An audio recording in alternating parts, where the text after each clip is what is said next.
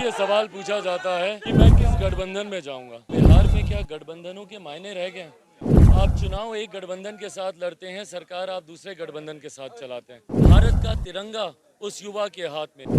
भाई वो तिरंगा ये एक ऐसा तिरंगा है जो यूक्रेन में छात्र दिखाकर बॉर्डर पार कर रहे थे। दूसरे देशों के लोग यूक्रेन में तिरंगे को दिखा के बॉर्डर पार कर रहे थे और यहीं अपने प्रदेश में भाई इतनी नफरत क्यों है मुख्यमंत्री नीतीश कुमार जी को तिरंगे से? तो साफ कहता हूँ कि भैया मुख्यमंत्री नीतीश कुमार जी को नफरत है युवाओं से, नफरत है। युवा विरोधी हैं मुख्यमंत्री नीतीश कुमार जी, ये हकीकत है।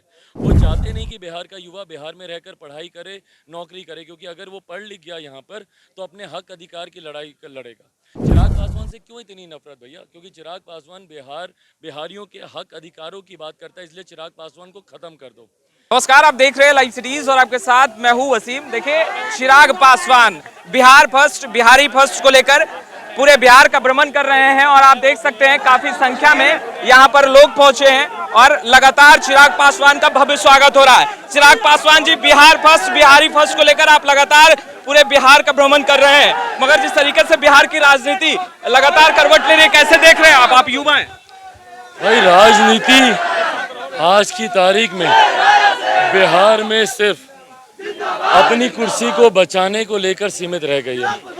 मुझसे अक्सर ये सवाल पूछा जाता है कि मैं किस गठबंधन में जाऊंगा। आप मुझे बताइए, बिहार में क्या गठबंधनों के मायने रह गए हैं? आप चुनाव एक गठबंधन के साथ लड़ते हैं, सरकार आप दूसरे गठबंधन के साथ चलाते हैं। तो ऐसे में भैया गठबंधनों के कोई मायने ही नहीं बचे। 15 का जनादेश महागठबंधन के लिए था, सरकार चली एनडीए के साथ। 20 का जनादेश एनडीए के लिए था, सरकार अब ये चला रहे हैं महागठबंधन के साथ। तो जिस तरीके से बिहार की राजनीति से मुख्यमंत्री नीतीश कुमार जी की कुर्सी को बचाए रखने तक की सीमित हो गई है। आज बताइए, बिहार जूझ रहा है सुखाड़ से, किसान मर रहे हैं सुखाड़ से, युवा सड़क पर आते हैं क्योंकि आप मुख्यमंत्री नीतीश कुमार जी बोलते हैं 10 लाख क्या 20 लाख रोजगार ले जाओ, और उन युवाओं पर किस तरीके से लाठी चलाई जाती है, किस बर्बरता से पीटा जाता है। भारत का तिरंगा उस युवा के हाथ में। मैं अनिसुर रहमान की बात कर रहा हूँ, वो युवा लड़का जो अपने अधिकार के लिए वहाँ पर आया था, हाथ में तिरंगा लेकर वहाँ मौजूद था। भाई वो तिरंगा ये एक ऐसा तिरंगा है जो यूक्रेन में छात्र दिखाकर बॉर्डर पार कर रहे थे। दूसरे देशों के लोग यूक्रेन में तिरंगे को दिखा के बॉर्डर पार कर रहे थे और यहीं अपने प्रदेश में भाई इतनी नफरत क्यों है मुख्यमंत्री नीतीश कुमार जी को तिरंगे से? क्यों इस बात की इतनी नफरत? क्यों तिरंगा देखकर उनका अधिकारी अपने आप को रोक नहीं पाया और ये उस अधिकारी का संरक्षण करते नहीं थकते? तत्काल प्रभाव से जिसको बर्खास्त होना चाहिए था, मैं एडीएम का जिक्र कर रहा हूँ, तत्काल प्रभाव से ना सिर्फ उनको बर्खास्त होना चाहिए था बल्कि देशद्रोह का मुकदमा, तिरंगे के ऊपर लाठियां। और जिस तरीके से अनिसुर को मारा गया है भाई, उसकी तो जान लेने का प्रयास कर रहे थे। क्यों नहीं अटेम्प्ट टू मर्डर का केस एडीएम पे होना चाहिए? और इन तमाम बातों पर मुख्यमंत्री खामोश रहते हैं। वो अपनी बार बार इस्तीफा देते हैं, बार बार मुख्यमंत्री बनते हैं, बार बार शपथ लेते हैं, मंत्रिमंडल का गठन करते हैं, पर बिहारियों की चिंता वो कब करेंगे?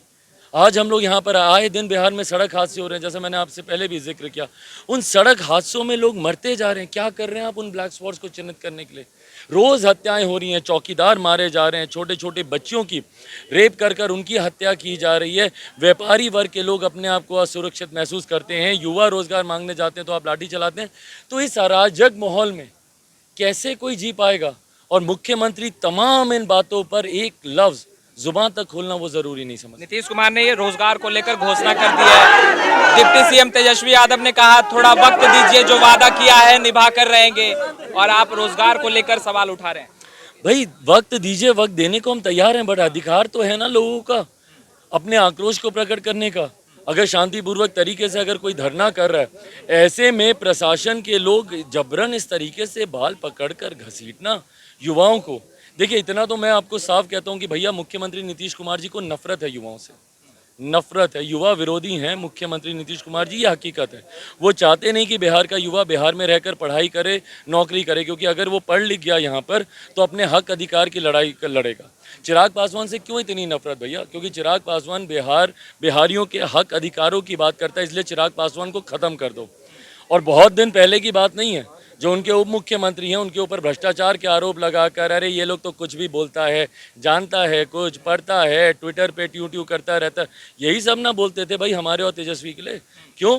क्योंकि हम लोग युवा थे, बिहार के हम लोग हक की हम लोग लड़ाई लड़ रहे थे, वो उनके साथ चले गए, शायद उनके लिए अभी नहीं बोलेंगे। पर मुख्यमंत्री नीतीश कुमार जी युवा विरोधी हैं, नफरत है उनको युवाओं से बिहार के, और इसीलिए पलायन साल दर साल बिहार से बढ़ता जा रहा है। वो शिक्षा के लिए हो, रोजगार के लिए हो, ये ऐसी व्यवस्था यहाँ पर देंगे ही नहीं जिससे बिहारी युवा बिहार में रहकर पढ़ लिख जाए, आगे बढ़े और कल को इनसे अपना अधिकार मांगे। आप बहुत मुखर तरीके से अपने बातों को रखते हैं। ये बताइए चिराग पासवान जी कि जिस तरीके से सीबीआई की रेड हो रही है और जो सवाल उठ रहे हैं, आप कैसे देख रहे हैं बिहार में सत्ता परिवर्तन के बाद? भाई रेड की जहाँ तक बात है, मुझे नहीं पता कि किस जानकारी के आधार पर, किस जानकारी की वजह से इस तरीके की रेड की गई।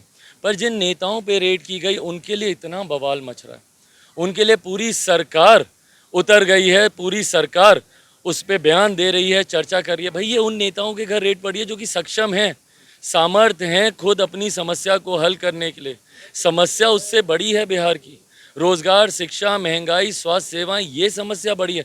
इसके ऊपर आप किसी मंत्री, किसी सांसद, किसी विधायक के पास जाइएगा तो फुर्सत नहीं है उनके पास बोलने की। पर ये 4 नेताओं के यहाँ रेड पड़ गई तो सब लाइन लगाकर उनके संरक्षण में, उनके समर्थन में, ये हो रहा है, वो हो रहा है, सब बातें हो रही हैं। कल विधानसभा में मुख्यमंत्री नीतीश कुमार जी कल या परसों विश्वास मत हासिल कर रहे थे। भाई जो मुख्यमंत्री जनता का विश्वास खो चुका हो, जो जनता के दरबार में अपना विश्वास मत खो चुका हो, वो चंद नेताओं का 150 पौने 200 विधायकों का विश्वास मत हासिल करके भैया कौन सी बड़ी उपलब्धि आप हासिल कर लेंगे। हकीकत तो है कि जनता का विश्वास मत आप खो चुके हैं। परिणाम स्वरूप 2020 के चुनाव में तीसरे नंबर की आपकी पार्टी बन गई, आधे से ज़्यादा प्रत्याशी आपके चुनाव हार गए, और इसी तरीके से जनादेश का अगर अपमान करते रहे तो अगली बार जो मध्यवर्ती चुनाव होंगे भाई, उसमें मुख्यमंत्री नीतीश कुमार जी अपना खाता तक नहीं खोल पाएंगे।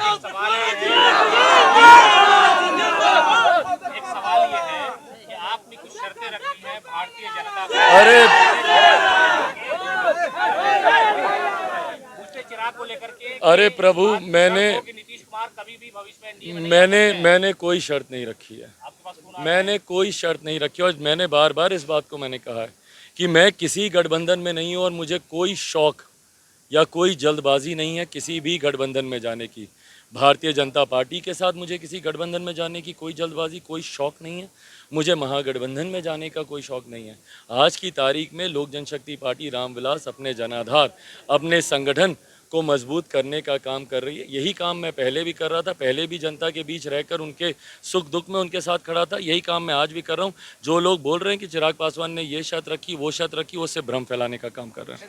आपने सुना चिराग पासवान को लगातार नारे गूंज रहे हैं। खैर, लाइव सिटीज के साथ बने रहे। कैमरा पर्सन गुड्डू के साथ मैं वसीम, लाइव सिटीज।